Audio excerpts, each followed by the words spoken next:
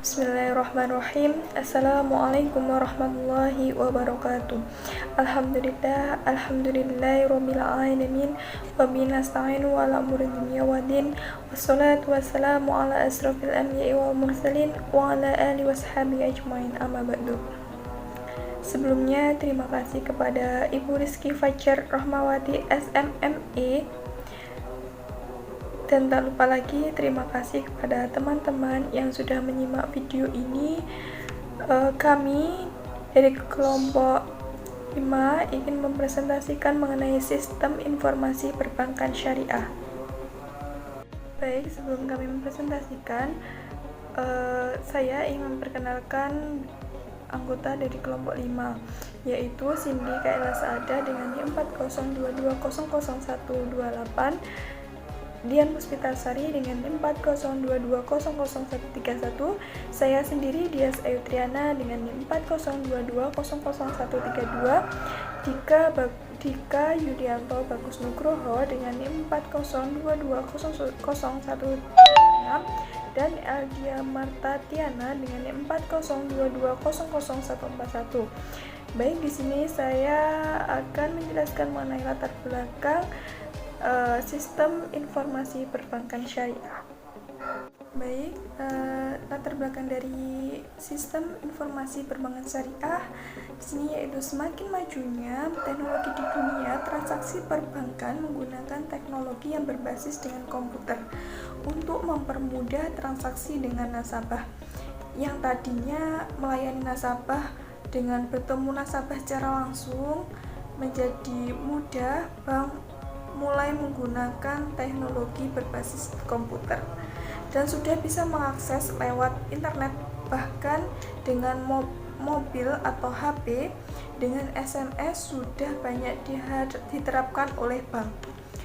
Pada dunia perbankan teknologi informasi membuat para perusahaan mengubah strategi bisnis dengan menempatkan teknologi sebagai unsur utama dalam proses inovasi produk dan jasa.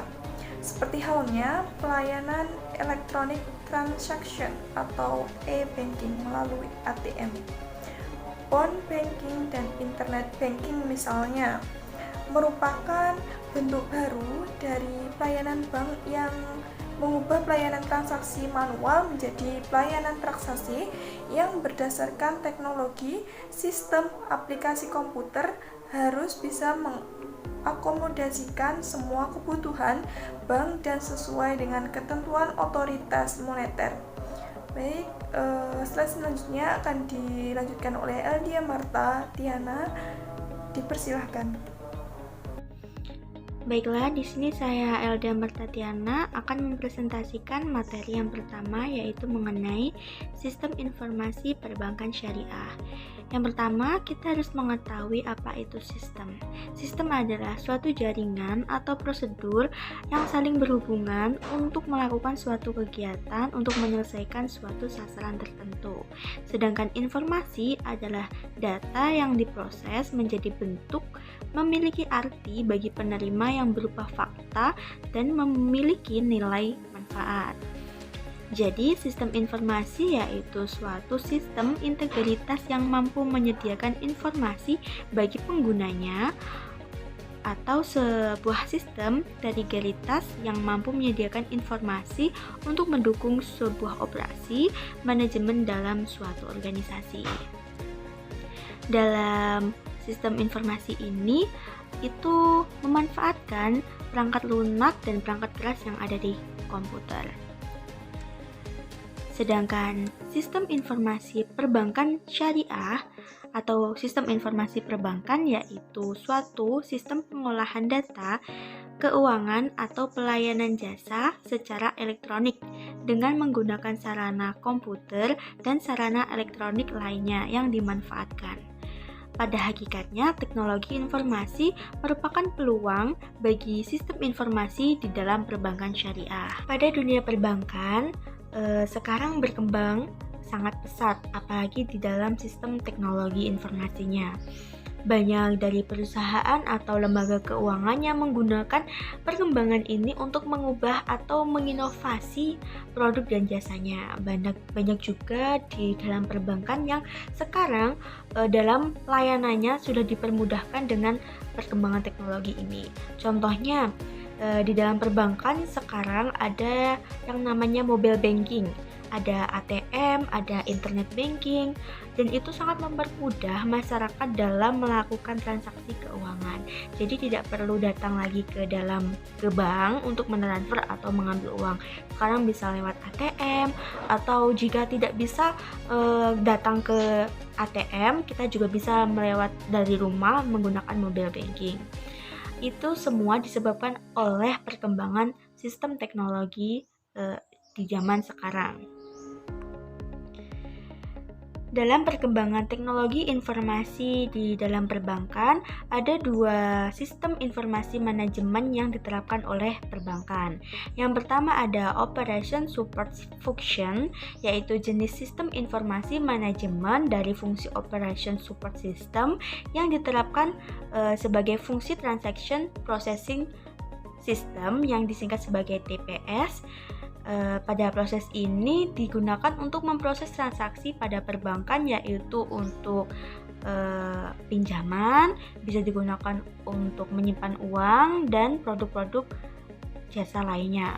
Yang kedua ada Management Support System, yaitu jenis informasi manajemen dari fungsi Management Support System yang diterapkan, yaitu Management Information System yang disingkat menjadi MIS.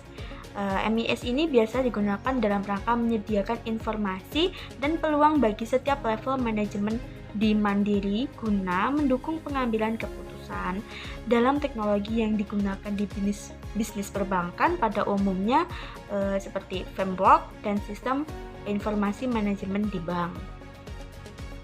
Dalam sistem teknologi informasi yang ada di perbankan, pastinya kan juga memiliki kelebihan dan kekurangan. Kelebihan pada sistem teknologi informasi ini ada 3. Yang pertama, meningkatkan efisiensi operasional, yaitu investasi dalam teknologi informasi dapat menolong operasi perusahaan menjadi lebih efisien.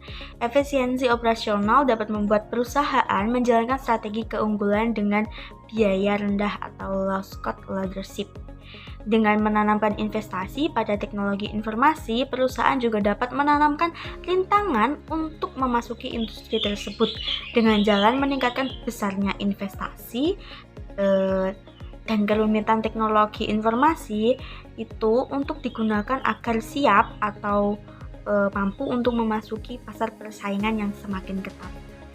Jadi dalam pasar persaingan itu kan pasti akan melakukan peningkatan seperti perkembangan dari zaman ke zaman, pasti akan melakukan perkembangan zaman yang sangat pesat. Jadi di dalam perbankan ini melakukan investasi yang lebih untuk menjadi jaga-jaga apabila nanti perkembangan pesat, jadi memiliki seperti cadangan biar tidak ketinggalan, jadi dia tetap bisa mengupgrade terus sistem informasinya sesuai dengan perkembangan zaman. Yang kedua itu untuk memperkenalkan inovasi di dalam bisnis. Jadi di dalam perbankan sekarang tidak perlu kesusahan untuk memperbarui produk, melakukan inovasi, karena di zaman ini banyak sekali yang melakukan pelayanan secara elektronik. Contohnya saja di dalam dunia perbankan sekarang kita sebagai masyarakat sangat mengalami kemudahan atas perkembangan teknologi informasi tersebut. Contohnya saja ada yang namanya ATM. ATM itu sangat mempermudah kita. Jadi kita tidak perlu datang ke bank untuk melakukan penarikan atau pengiriman uang. Kita sudah bisa mengirim dan menarik uang itu melalui ATM. Itu kan juga termasuk dari perkembangan dan kelebihan dari sistem teknologi informasi yang ada di perbankan. Yang kedua, baru-baru ini ada yang namanya mobile banking. Itu sangat mempermudah kita sekali saat kita ingin melakukan transfer. Jika kita tidak ada waktu pergi ke bank atau ke ATM, kita juga bisa melakukan transfer lewat dari rumah. Bisa melakukan transfer, bisa membayar listrik, bisa melakukan top up dan lain-lain. Kayak sangat canggih sekali bukan sistem teknologi perbankan sekarang ini. Karena perkembangan zaman, jadi sangat memudahkan bagi para pelaku usaha atau bisnis atau perbankan dengan memanfaatkan sistem teknologi yang sekarang untuk mengembangkan inovasi dalam bisnisnya. Yang ketiga yaitu membangun sumber-sumber informasi yang strategis. Teknologi sistem informasi memampukan perusahaan untuk membangun sumber informasi strategis sehingga mendapat kesempatan dan keuntungan yang strategis pula. Di dalam sistem teknologi informasi perbankan, selain ada kelebihan, pasti kan ada kekurangan juga. Kekurangannya itu yang pertama yaitu dapat memberikan dampak bagi lingkungan sosial seperti pengangguran tenaga kerja, sehingga membuat nilai atau pengangguran itu semakin tinggi. Selain itu, membuat ketergantungan manusia terhadap sistem teknologi informasi tersebut, sehingga mengesampingkan rasionalitas manusia itu sendiri. Banyaknya manusia yang ketergantungan itu kan juga pastinya menyebabkan kita atau perusahaan-perusahaan itu sudah tidak memerlukan kita sebagai karyawannya. Mereka banyak yang menggunakan teknologi untuk membantu dalam melancarkan kegiatan usahanya, sehingga itu kan juga pastinya akan menyebabkan banyaknya orang yang tidak punya pekerjaan, sehingga banyaknya tingkat pengangguran juga sangat meningkat. Itu juga termasuk kekurangan dari sistem teknologi informasi ya. Yang kedua itu kurangnya tenaga ahli di bidang sistem informasi yang dapat menyebabkan kesalahan persepsi dalam pengembangan sistem dan kesalahan resiko yang menjadi tanggung jawab perusahaan. Contohnya seperti ini, jika di dalam perusahaan itu nggak ada salah satu atau seseorang yang sangat pintar atau pandai IT di dalam perusahaan itu, pasti perusahaan itu akan mengalami kerugian seperti banyaknya yang membobol data, menghacker data yang penting di perusahaan itu kan juga sangat merugikan bagi perusahaan kan, jika dalam perusahaan itu nggak punya seseorang yang juga pintar dalam IT.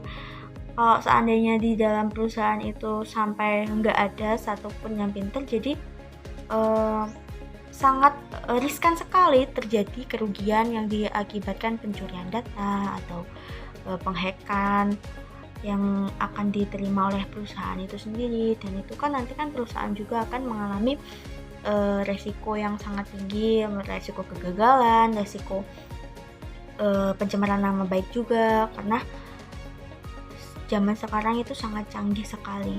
Kita kalau seandainya pintar menggunakan teknologi informasi atau pintar IT, kita di rumah saja kita bisa loh mengetahui data-data yang ada di perusahaan lain tanpa kita harus datang dan menyelinap gitu. Jadi pentingnya seseorang yang pintar dalam bidang itu di suatu perusahaan. Dan yang terakhir adanya permasalahan-permasalahan yang timbul dikarenakan sistem atau gangguan koneksi. Hal ini kan juga termasuk kekurangan dari sistem teknologi informasi yang nggak bisa kita bantah atau kita tanggulangi sebagai manusia, karena gangguan sistem koneksi itu kan bisa datang tiba-tiba. Tiba-tiba sistem jaringan kita terkena petir, kita kan bisa wifi hilang. Terus tiba-tiba jaringan pusatnya ada yang bermasalah, jadi kan kalau udah pusat bermasalah, jadi kan yang cabang-cabang juga ikut bermasalah, dan itu kita nggak bisa memprediksi kapan terjadi. Kita harus menanggulangi juga nggak bisa kan, karena kalau sudah terjadi pasti akan sistem koneksinya terganggu semua. Jadi hal tersebut yang menjadi salah satu kekurangan dari sistem teknologi perbankan syariah. Tujuan sistem informasi di perbankan syariah. Tujuan adanya sistem informasi di perbankan syariah yaitu untuk memberikan kenyamanan, kemudahan, dan kepuasan terhadap konsumen atau nasabah dalam bertransaksi dan memperoleh informasi terhadap perbankan syariah maupun produk-produknya. Dan juga perusahaan teknologi sistem informasi yang modern mampu meningkatkan operasional perusahaan, institusi perbankan, dan keuangan telah dipengaruhi dengan kuat oleh pengembangan produk dalam teknologi informasi. Bahkan, mereka tidak dapat beroperasi lagi tanpa adanya teknologi informasi tersebut. Sektor ini memerlukan pengembangan produk dalam teknologi informasi untuk memberikan jasa-jasa mereka kepada pelanggan mereka. Berikut fungsi sistem informasi di perbankan syariah, yaitu ada 3. Yang pertama yaitu untuk menangani, memilih, menghitung, menyusun, melaporkan, dan mengirimkan informasi. Yang kedua yaitu untuk meningkatkan efektivitas dan efisiensi pengolahan data kegiatan usaha perbankan sehingga dapat memberikan hasil yang akurat, benar, tepat waktu, dan dapat menjamin kerahasiaan dari informasi tersebut. Yang ketiga yaitu untuk mengumpulkan informasi keuangan yang merupakan sistem pelaporan dan pengendalian keuangan menyeluruh yang tidak hanya sebatas fungsi-fungsi rutin. Selanjutnya yaitu manfaat sistem informasi perbankan syariah, yaitu ada 2, yaitu manfaat berwujud dan manfaat tidak berwujud. Manfaat berwujud atau tangible benefit yaitu adanya laporan yang tersaji dengan cepat dan setiap saat dapat diakses, maka keputusan-keputusan yang diambil pun lebih cepat.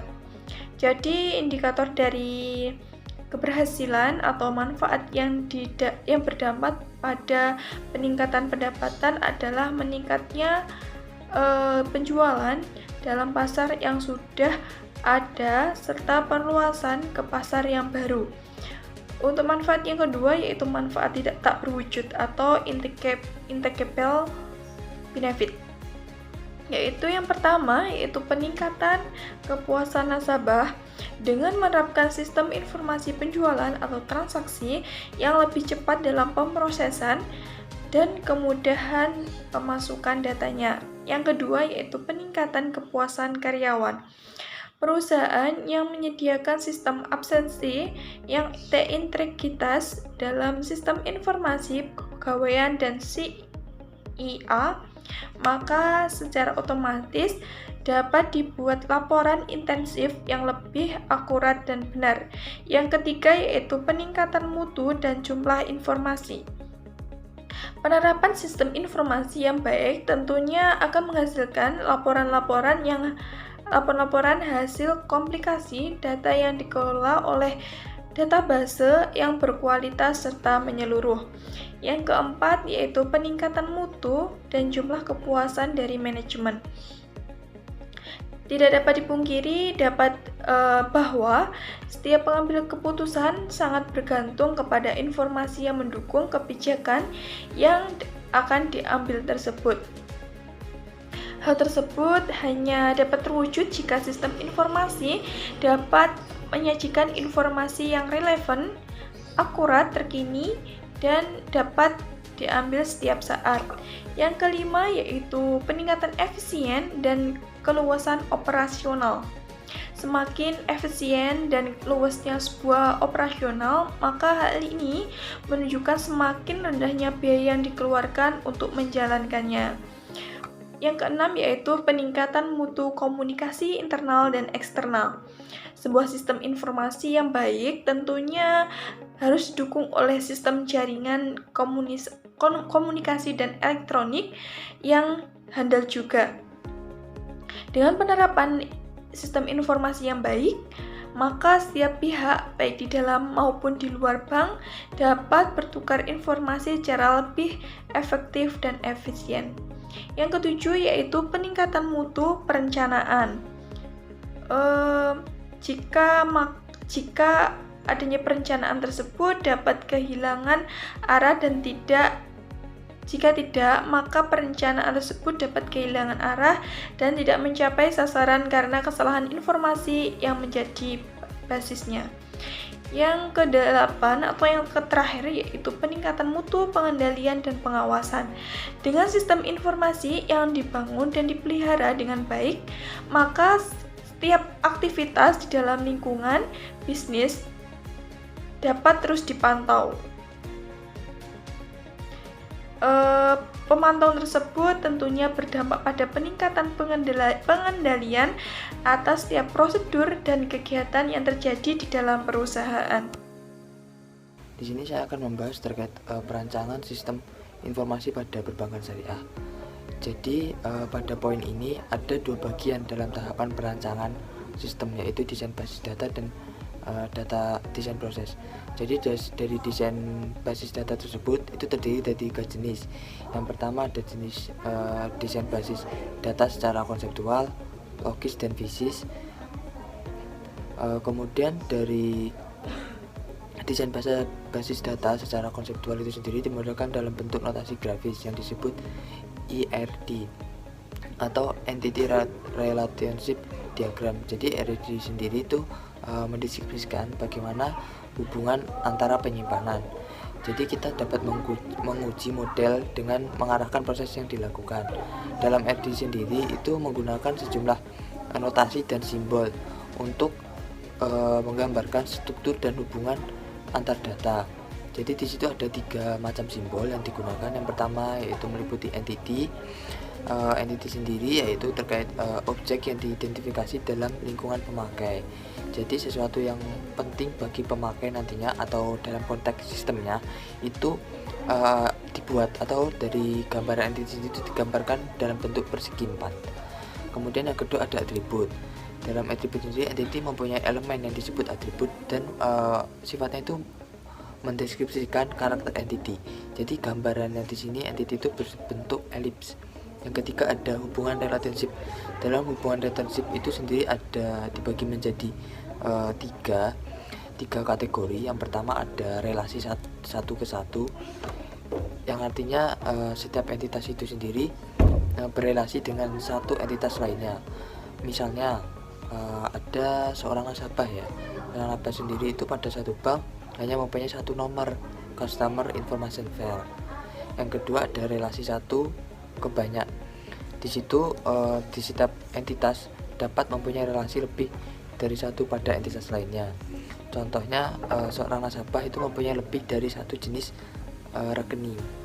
Yang ketiga ada relasi banyak ke banyak, yang mana dalam relasi tersebut terdapat banyak entitas lainnya. Contoh, pembeli dapat membeli banyak barang di pada suatu pasar.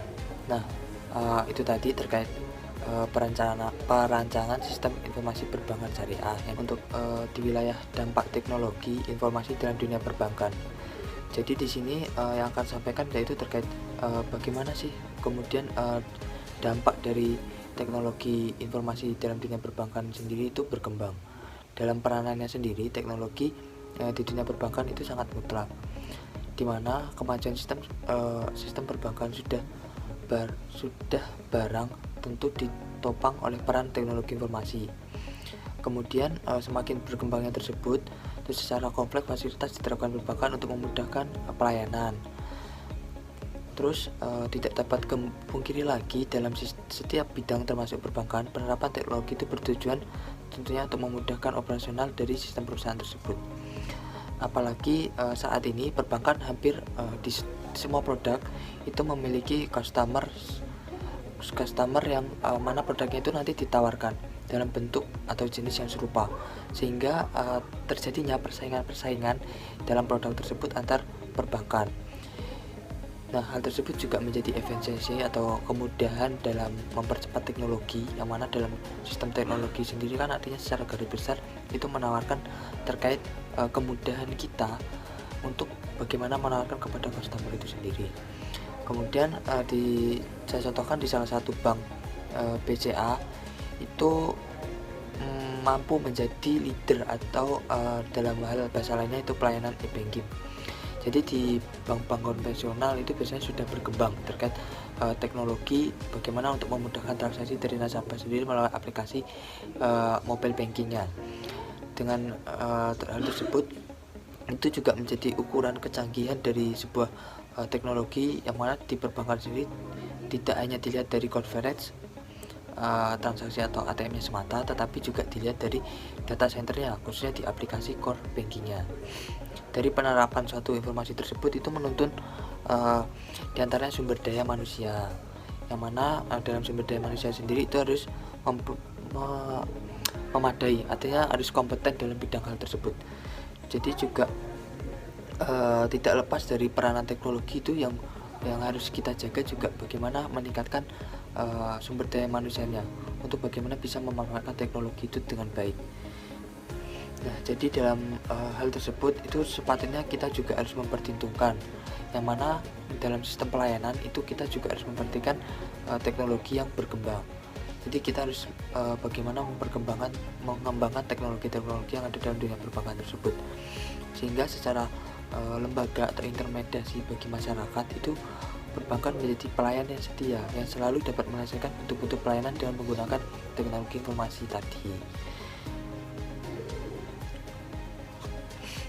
Kemudian terkait pengembangan dari lokasi pelayanan perbankan sendiri itu nyaris sudah tidak mungkin, atau secara penambahan produk baru juga tidak akan beranjak jatuh dari inovasi sekitar mobile banking dan institusi layanan privat banking yang semula diarahkan ke nasabah kelas kakap saja.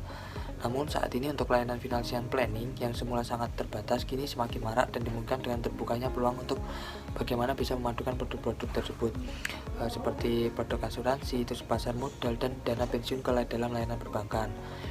Tidak dipungkiri lagi itu teknologi yang diperlukan itu sifatnya menjadi sangat individual, yang artinya tergantung pada profil dan kebutuhan masing-masing nasabah. Yang penting di sini yang perlu digarisbawahi bahwasanya perkembangan teknologi saat ini menunjukkan bahwasanya layanan jasa keuangan itu sedang bergerak ke arah konvergensi di antara keempat jenis produk tersebut. Jadi ketika pelayanan industri atau kemajuan teknologi itu berkembang, itu yang menjadi titik beratnya itu juga kita memperhatikan bagaimana kualitas dari layanan tersebut. Ketika perkembangan teknologi itu sudah semakin tercapai kebutuhannya bagi perbankan itu sendiri. Mungkin itu yang bisa saya sampaikan terkait terkait pembahasan di wilayah teknologi informasi dalam dunia perbankan. Di sini saya akan menjelaskan materi mengenai karakteristik sistem informasi di perbankan. Suatu perbankan pasti mempunyai sistem informasi. Sistem informasi tersebut pasti memiliki suatu karakteristik yang harus terpenuhi. Yang pertama yaitu komponen sistem atau komponen, yang merupakan suatu sistem informasi yang terdiri dari sejumlah komponen yang saling berinteraksi, yang artinya saling bekerja sama untuk membentuk suatu kesatuan. Komponen-komponen sistem atau elemen-elemen sistem bisa berupa suatu subsistem atau bagian dari sistem. Setiap subsistem tersebut pasti mempunyai suatu sifat-sifat tertentu dari sistem untuk menjalankan suatu fungsi tertentu dan mempengaruhi proses sistem secara keseluruhan. Jadi dapat dibayangkan jika dalam suatu sistem informasi ada subsistem yang tidak berjalan ataupun tidak berfungsi sebagaimana mestinya, pasti sistem informasi tersebut tidak akan berjalan mulus, atau mungkin juga sistem tersebut rusak, sehingga dengan sendirinya tujuan sistem tersebut tidak dapat tercapai. Yang kedua adalah batas sistem atau boundary. Batas sistem merupakan daerah yang membatasi antara suatu sistem dengan sistem yang lainnya atau dengan lingkungan luarnya. Batas sistem ini memungkinkan suatu sistem dipandang sebagai satu kesatuan. Batas suatu sistem biasanya menunjukkan ruang lingkup atau skop dari sistem tersebut. Yang ketiga adalah lingkungan luar. Sistem lingkungan luar ini adalah apapun yang berada di luar batas dari sistem yang mempengaruhi operasi suatu sistem. Lingkungan luar ini dapat bersifat menguntungkan dan juga bisa bersifat merugikan bagi sistem tersebut. Lingkungan luar yang menguntungkan merupakan suatu energi dari sistem dan dengan demikian harus tetap dijaga dan dipelihara. Sedangkan lingkungan luar yang dapat merugikan suatu sistem harus ditahan dan dikendalikan. Jika tidak, maka akan mengganggu kelangsungan hidup dari satu sistem. Untuk yang selanjutnya adalah penghubung atau interface. Ini merupakan suatu media penghubung antara satu subsistem dengan subsistem lainnya. Biasanya penghubung ini memungkinkan sumber-sumber daya mengalir dari satu subsistem ke yang lainnya. Yang kelima adalah masukan atau input, yang merupakan energi yang dimasukkan ke dalam suatu sistem. Masukan ini bisa berupa suatu masukan perawatan atau maintenance input dan masukan sinyal atau signal input. Maintenance input adalah energi yang dimasukkan agar suatu sistem tersebut dapat beroperasi. Sedangkan signal input merupakan energi yang diproses untuk didapatkan suatu keluaran. Sebagai contoh, di dalam suatu sistem komputer, program merupakan maintenance input yang digunakan untuk mengoperasikan komputernya, dan data yang ada merupakan signal input untuk diolah menjadi suatu informasi.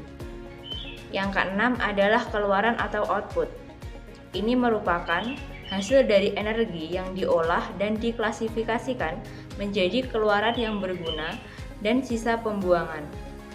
Keluaran ini dapat berupa masukan untuk suatu subsistem yang lain atau kepada supersistem. Misalnya, untuk sistem komputer, yang panas yang dihasilkan adalah keluaran yang tidak berguna dan merupakan hasil dari sisa pembuangan. Sedangkan informasi merupakan suatu keluaran yang dibutuhkan. Yang ketujuh adalah pengolah atau proses, merupakan suatu sistem yang dapat mempunyai suatu bagian pengolah yang akan merubah suatu masukan menjadi suatu keluaran. Suatu sistem produksi akan mengolah masukan berupa bahan baku dan bahan-bahan yang lain menjadi keluaran berupa barang jadi. Sistem akuntansi akan mengolah data-data transaksi menjadi laporan-laporan keuangan dan laporan-laporan lain yang dibutuhkan oleh suatu manajemen. Untuk materi selanjutnya yaitu mengenai kriteria pemilihan teknologi perangkat lunak di perbankan. Suatu lembaga keuangan di Indonesia termasuk bank syariah ini sudah lebih cepat dan intensif dibandingkan sektor atau jenis industri lainnya dalam hal penerapan teknologi komputer untuk memberikan pelayanan ke nasabahnya. Jasa-jasa ini bisa meliputi pembayaran komputerisasi atau pemindahan dana melalui komputer dengan fasilitas jaringan komunikasi datanya. Jasa penyetoran dan pengambilan dana secara otomatis melalui ATM, home banking, dan internet banking, serta fasilitas pelayanan lainnya. Contoh dari jenis teknologi komputer ini yaitu bisa berupa ATM atau Machine Automated Teller Machine, berbagai jenis kartu kredit, point of sale atau POS, Electronic Fund Transfer System, dan otomatisasi clearing. Fungsi dari teknologi sistem informasi atau TSI yang tepat tidak terlepas dari kriteria pemilihan jenis teknologi yang akan digunakan oleh suatu bank. Sistem aplikasi komputer yang digunakan di bidang perbankan harus bisa mengakomodasikan semua kebutuhan bank dan sesuai dengan ketentuan otoritas moneter. Dalam hal ini adalah Bank Indonesia. Hal tersebut memerlukan suatu pemilihan software komputer mengingat jenis software yang dijual dan ditawarkan di pasaran itu relatif banyak. Terdapat beberapa kriteria teknologi perangkat lunak yang harus terpenuhi di suatu perbankan, yaitu yang pertama adalah kemampuan dokumentasi atau penyimpanan data. Jenis dan klasifikasi data bank yang relatif banyak harus bisa ditampung oleh software yang akan digunakan. Jumlah nasabah serta frekuensi dan jumlah transaksi harian yang besar memerlukan memori komputer yang besar dan memerlukan kecepatan prosesor yang tinggi juga. Sebagai contoh, BPR kurang efisien jika ia menggunakan mesin besar, misalnya dengan kapasitas AS400 dalam operasionalnya. Hal tersebut karena cakupan geografis BPR biasanya relatif kecil. Kategori yang kedua adalah keluasan atau flexibility. operasional bank selalu berkembang dengan kebutuhan yang berubah-ubah dan bertambah. Kondisi ini harus bisa diantisipasi oleh perangkat lunak komputer sampai batas-batas tertentu. Setiap bank mempunyai sistem dan prosedur yang mungkin berbeda meskipun data atau informasi dasar yang diolahnya itu sama.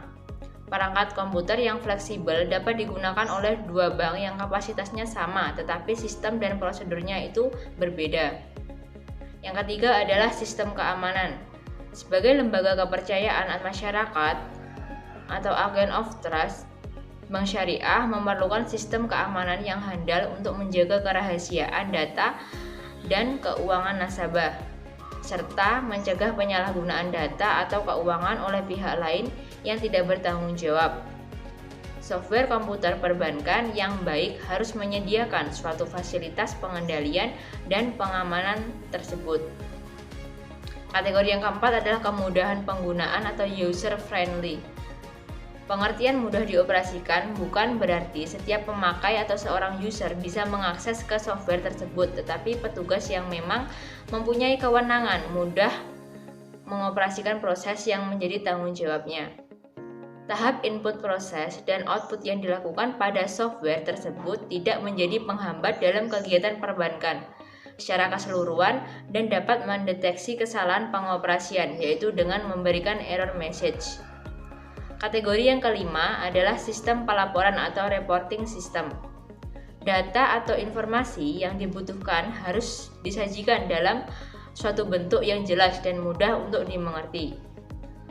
Bank memerlukan laporan-laporan yang lengkap dan jelas tersebut, terutama dalam proses pemeriksaan atau audit, atau penyajian laporan yang bisa dimengerti oleh pihak-pihak yang berkepentingan, dengan harapan keuangan setiap bank menjadi lebih transparan dan bisa dipertanggungjawabkan. Kategori yang keenam adalah aspek pemeliharaan. Sebuah kinerja software perbankan diharapkan relatif stabil selama bank beroperasi. Kondisi tersebut memerlukan sebuah aspek pemeliharaan yang baik, dalam artian secara teknis tidak sulit untuk dilakukan dan tidak membutuhkan biaya yang relatif mahal. Pemeliharaan ini juga menyangkut pergantian atau perbaikan teknis peralatan dan modifikasi atau pengembangan sebuah software. Kategori yang ketujuh adalah source code. Software perbankan biasanya merupakan program paket yang sudah dikompil sehingga menjadi executable file. File program tersebut relatif tidak bisa dirubah atau dimodifikasi teknologi sistem informasi atau TSI. Ini digunakan untuk mengolah data keuangan dan pelayanan jasa perbankan secara elektronis dengan menggunakan sarana komputer, telekomunikasi, dan sarana elektronik lainnya. Yang terakhir adalah struktur informasi dan hubungan antar subsistem aplikasi bank. Hubungan antar subsistem aplikasi pada operasional bank itu konsep front office yang lebih mendekati sisi nasabah dan konsep back office yang lebih mendekati sisi bank sebagai lembaga keuangan yang harus mencatat, mendokumentasikan, dan atau mempublikasikan suatu informasi keuangan. Sistem aplikasi perbankan terdiri dari sub-subsistem yang saling berkaitan sesuai dengan tahap-tahap pemrosesan dan jenis-jenis data keuangan. Untuk materi selanjutnya akan dijelaskan oleh rekan saya yaitu Cindy Kaila Saada. Selanjutnya saya akan menjelaskan tentang penerapan teknologi sistem informasi dalam perbankan. Dapat kita lihat saat ini bank telah mengoperasionalkan atau menerapkan sistem service desk, yaitu sistem yang menghubungkan pengguna dan penyedia layanan secara terpisah untuk masing-masing jenis jasa layanan keuangannya. Tetapi di sini terdapat tantangannya, yaitu teknologi perbankan di meja representatif yang digunakan untuk memandukan semua layanan perbankan ini dan meraciknya secara individual untuk para nasabah yang memerlukan itu belum ada. Sebenarnya salah satu karakteristik sistem informasi keuangan bank yang penting itu adalah integrasi sistemnya atau seluruh fungsi perusahaan menggunakan satu sistem aplikasi atau kemampuannya untuk mengirimkan keluaran atau output ke sistem lain yang secara otomatis seperti itu. Selanjutnya ini adalah perkembangan sistem informasi secara umum. Yang pertama, periode pertama yaitu periode pramekanik. Pada periode ini, komunikasi masih memakai simbol untuk mengungkapkan liputan atau sebuah informasi. Yang kedua, periode kedua mekanik.